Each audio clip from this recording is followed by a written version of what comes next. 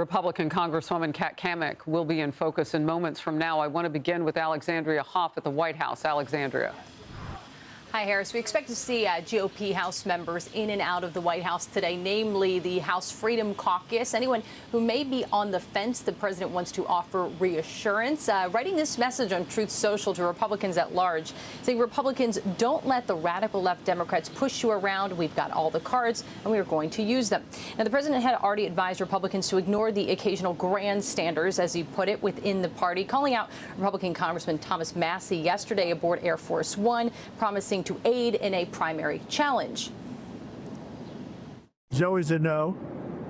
I call him Rand Paul Jr. He's always a no. He's going to have an opponent. He's going to have a big opponent. Now, in shared opposition to the president's mega bill, Elon Musk has indicated that he will donate to Massie's re-election bid. The White House does not believe, though, that House members will be swayed by Elon Musk. They are not going to listen to an outside voice that does not represent the interests of the American people or the interests of the Republican Party, and the House is going to rally behind President Trump to pass this bill for America. Although President Trump did muse over the idea of doging Elon Musk yesterday, Musk did hand some credit to the president. He posted this in response to something the president had posted about his work in the Middle East, writing, "Credit where credit is due. President Donald Trump has successfully resolved several serious conflicts around the world." And back to the bill, the president, the White House, they still do believe that this July 4th deadline will be adhered to. Harris. All right, great. I'm certain a lot of fireworks, not the July 4th kind, right. Up until then. Alexandria, thank you. I want to show you now a sample of what passage of this bill would mean for Americans based on analyses by financial policy groups. Real wages could rise by $3,000 annually, up to a $25,000 tax exemption on income from tips. This was a big deal on the campaign trail. And through the House and then the Senate, now back to the House, we'll see if it holds together. Up to a $10,000 deduction on car loans for cars made in the United States. A bump in the child tax credit to $2,200. Senior citizens would get an extra tax deduction. And the bill allows for increased contributions and flexibility of use for Americans with health savings accounts. If the big, beautiful bill fails, none of those things will happen, at least not in this bill, and 68% of Americans could face a tax hike, with the average being a 22% rise. As many as 26 million small businesses could see their taxes go up by an average of 43%. There is a little bit of difference between that 62 and 68%, depending on where you're looking.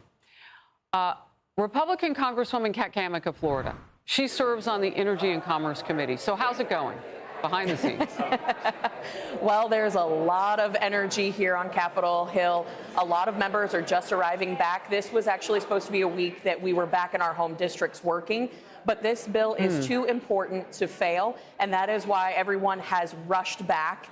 And so this morning I arrived about 9 a.m. and we've already seen the shenanigans of the left in trying to delay the implementation and passage of this bill. But everyone is feeling pretty good. It's going to be a little tense today, but I have full confidence that we will prevail in the end. And, you know, Democrats did play with their political tricks. I know the nickname is Votorama, but they just stalled, and they did it for more than 25 hours in the Senate. Yeah. What are you facing in the House? I think we're going to see much of the same playbook. You know, it's the stall tactics, it's the fear mongering. And I wish they would have got the message. Certainly they aren't getting it in their polling numbers today. But fear mongering and the deceitful lies, they didn't work in 24. They're not going to work in 25. And they're not going to work in the midterms come 26. The American people have given the president and the House and the Senate a mandate. They want to see their taxes kept low. They want to see more relief for their groceries, at the gas pump. They want to see prosperity, and that is what this package is going to help deliver. Is it absolutely perfect? No, but no package ever is. And so this is a great start for getting our country back on track after 4 years of absolute disaster. Yeah, you do not want a tax hike after paying such high inflation for so many years under Biden. Yeah, it's double punishment.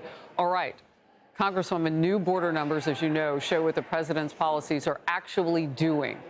border czar Tom Homan is highlighting the June statistics, calling it the Trump effect.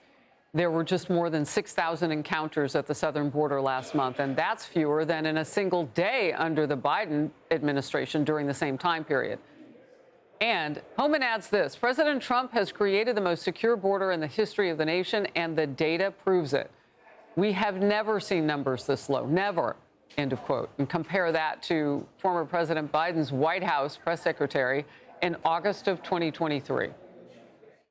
The president has done more to secure the border and to deal with this issue of immigration than anybody else. He really has.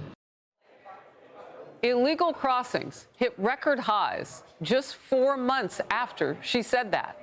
Deterrence, like the new illegal immigrant facility nicknamed the Alligator Alcatraz, could contribute to the success that Trump is having. And the president got an extensive tour. You watched it live right here on the Faulkner Focus yesterday as we were with him. On cue, Democrats are angry, of course.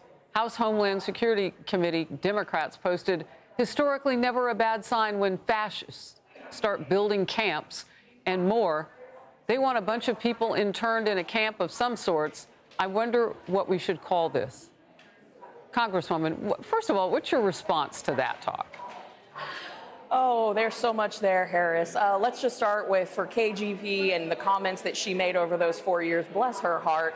It must have been so difficult having to get up there and lie every single day.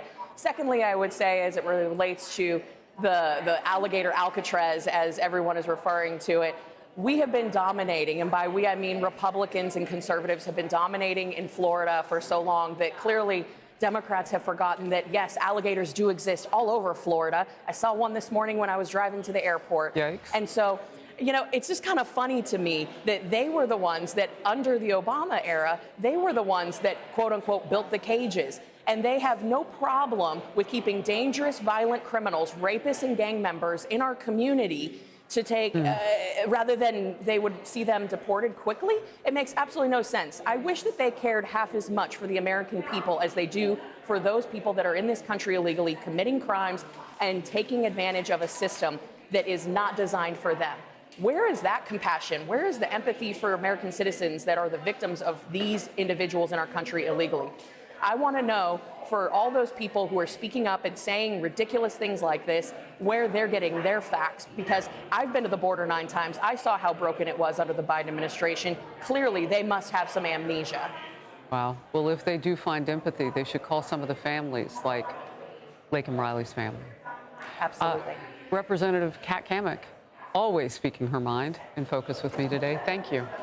Hey everyone, I'm Emily Campagno. Catch me and my co-hosts Harris Faulkner and Kayleigh McEnany on Outnumbered every weekday at 12 p.m. Eastern, or set your DVR. Also, don't forget to subscribe to the Fox News YouTube page for daily highlights.